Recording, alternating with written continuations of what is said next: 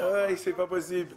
Allez savoir que c'est une émission pratiquement télé-réalité, hein, donc tout ce qui passe, c'est un peu comme ça. Ben. Yes, Mo. Bon, tu disais que les médecins ont fait quoi? Je disais que Oui. hier, on a parlé Georges, des enseignants. écoute bien le gars ici. Et je disais qu'hier, on a parlé des enseignants et tout ça là, et tout ça là. Aujourd'hui, on va parler un peu des gens qui soignent les gens. Des gens qui soignent les gens, d'accord. Je veux quand même apporter une précision. On ne peut pas sauver des vies sans minimum vital. C'est-à-dire que toi-même, tu ne peux pas quitter avec tes pieds. Tu dis que tu vas déjà soigner les gens. Tu ne sais même pas ce que tes enfants et ta femme ont chop. Vont chop. Et chop. C'est-à-dire que toi-même, tu as d'abord faim. Chez toi, la catastrophe. Même pas une marmite d'eau chaude. Mais tu dis que tu pars soigner les gens. Par où? Par comment? Oui, toi-même, ça ne va pas. Voilà. Donc, il faut dire qu'on commence d'abord à régler les problèmes là, avant de commencer à demander aux gens plein de choses. Parce que le constat qui est fait, et les gens doivent nous de quoi je parle, c'est que il est plus aisé maintenant de go dans un centre hospitalier sans se faire chop les dos. On va te chop les dos. Que tu montes, que tu s'y bats. On va te chop les dos. Ils ont une technique que tu ne peux même, à laquelle tu ne peux même pas échapper. Quand tu zoomes aux urgences, tac, on demande d'abord, tu es avec qui?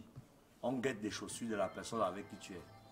S'il ressemble un peu à un Joe qui peut un peu guéram les ronds, on te trouve rapidement. Donc maintenant, on détecte les gens à l'hosto et les choses. Ouais, tu sais que c'est les chaussures qui parlent. Si tu ne peux pas dire que tu es un guéraman alors que tu as les chaussures qui sont tordues des côtés comme ça avec la poussière, tu as alors la jambe.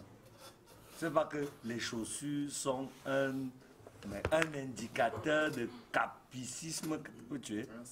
Non, mais il y a les patins qui commandent de l'autre côté là, qui sont en flop les dos, mais ils n'ont pas les mouches. Ah, moi, je go souvent en mec. Même les pauvres en mec, on les voit parler tchaka. Alors c'est pour dire que, je suis en train de vous dire ici là que, ils ont une technique. Vous zoomez comme ça là, en fonction de par rapport à par rapport, on te choque un bon lit, ou bien on te lève au banc des urgences. Ouais. On te fait rapidement un petit oui là, on te dit de bailler d'abord le carnet. C'est la rapidité avec laquelle tu vas bailler le carnet qu'on voit que tu peux bailler 2 ou 3 choses.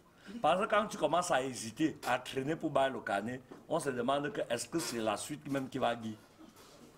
Donc quand tu bailles le carnet et que tu go par rapport à la pharmacie des urgences, il n'y a jamais les produits que tu as. Les produits qu'on t'a prescrits là, il n'y a aucun des produits. Vous savez pourquoi? Parce que la pharmacienne, celle qui est de garde le jour là, qui est responsable de la pharmacie, récupère tous les produits génériques là. Un choco à toutes les infirmières là, chacune vient décharger sa part de médicaments qu'elle a tech. Comme ça coûte à la pharmacie de l'hôpital moins cher, c'est-à-dire que tout colo, à tricolo, comme ce n'est pas là, et que l'infirmière te propose du coup ça, parce que c'est urgent. Tu vois un peu, non? C'est-à-dire que la pharmacie te déclare qu'il n'y a pas tout ça. Quand tu reviens voir la personne qui a prescrit, elle te dit, ok, mais j'ai ma soeur qui a ça. Il y a toujours ça.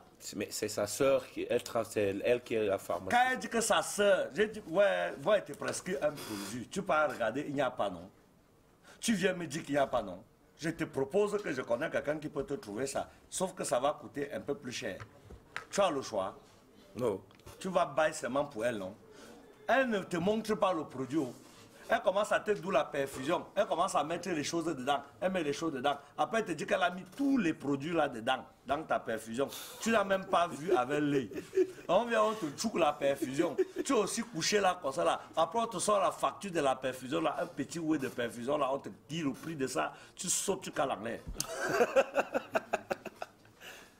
Et toute cette misère, ce n'est pas du fait de Senghila, parce que le personnel hospitalier est très très mal payé, très mal traité au Camer.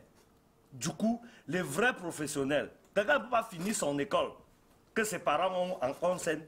Après maintenant, il ne peut même pas nourrir un petit frère, payer l'école d'un autre petit frère, se nourrir lui-même et nourrir une famille. Du coup, il y a fuite de compétences. Dans tous les centres hospitaliers en Europe, Necker, je peux les citer ici, vous avez au moins 30% de bons médecins camerounais là-bas. De très bons médecins camerounais qui sont dans tous les grands centres hospitaliers en Bec. Parce que les gars ont pour la misère ici. Est-ce que vous noyez que vous allez aller dans les hôpitaux, vous n'allez pas trouver les vrais médecins? C'est les apprentis sorciers qui jouent là-bas parce que les vrais médecins sont dans les cliniques au quad. Clinique ceci, clinique cela, c'est là-bas que vous allez trouver tous les vrais médecins. Par là-bas, la consultation, c'est un colo. D'abord. Oui, ça dit que pour qu'on te loue, c'est 10 000. Quand c'est petit, hein, par exemple, ça monte à 15 colos. Si on te touche. Pour te toucher seulement comme ça là, quand on fait la torche sur tes yeux comme ça là, 15 colos. Si un jour, seulement, il a 4 patients de 15 colos. Ça fait à 60 colos.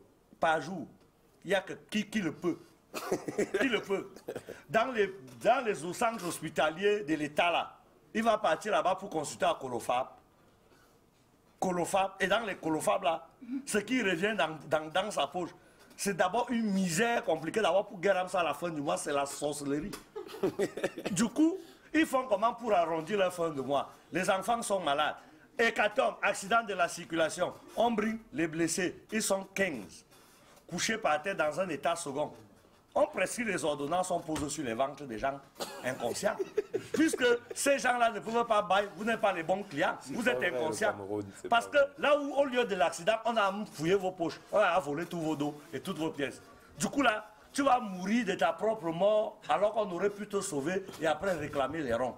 C'est comme ça là que le malade, le patient, couché à l'hôpital, dès qu'il s'endort, parce qu'on l'a shooté avec les vitamines dans la perfusion, dès qu'il s'endort, quand il se réveille, on a volé son sac d'argent, on a volé même ses médicaments qu'on a vendus. Ce n'est pas les patients qui volent. C'est encore les mêmes gens de l'hôpital là qui revolent encore ça. Et après, il est tout aux aguets pour venir te reproposer encore ça. Et c'est comme ça là que ça tourne. Il faut que le père de Brenda, mon cher Barthélemy, c'est ton anniversaire aujourd'hui. C'est pas son anniversaire, c'est le saint patron du jour. Tout ça, je mélange. Laisse l'affaire de la canne là, laisse la canne là. Tu viens encore demander au père de Brenda de la canne ne nous apporte rien. Concentre-toi sur la santé pour tous. Tu auras sauvé ton... C'est avec ça que nous on va te pleurer. Parce que l'affaire des cannes là, on a gagné les cannes, les Roger Mila, les Eto, on a fait, on a cassé les mamies des gens dans les rues. Ça nous a apporté quoi? Les gens sont tous dans la même misère. Tout le monde a envie de Poumambeng. Tous les jeunes veulent Poumambeng. Va voir Mbeng, ce qui vaut rien du tout. Ils sont dans les rues mendiants. Chacun a déjà un oncle, un cousin. C'est comme ça là qu'ils dérangent à cause des fuites. Et quand tu vois même les gens là, ils sont au Camer, ils auraient pu faire mieux. Je ne peux pas continuer parce que quelque chose me monte au corps. Père de Brenda, arrange notre environnement et tu vas voir que nous on va t'applaudir jusqu'à le feu de ça va sortir. Et quand il finit de dire ça, mais ne dit plus rien. On l'appelle Benjo, Benjamin de Benji. Alors dis-moi un peu, très rapidement, on va aller regarder le clip de Jean-Philippe Aranda, toi qui